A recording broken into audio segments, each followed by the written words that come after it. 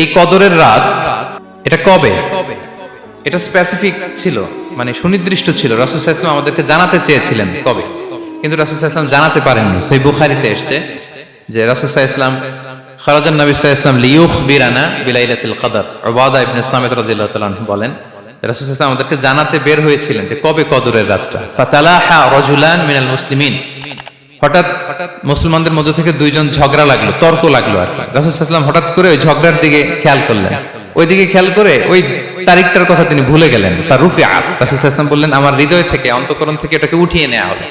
এখন আমি মনেই করতে পারছি না এটা কি 23 না 25 না 27 না 29, আমি মনে করতে পারছি না।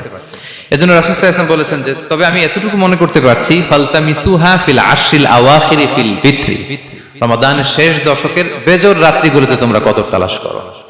বেজর রাতে যদি তোমরা কদর তালাশ করো তাহলে এই কদর সুনিশ্চিতভাবে তোমরা পাবে।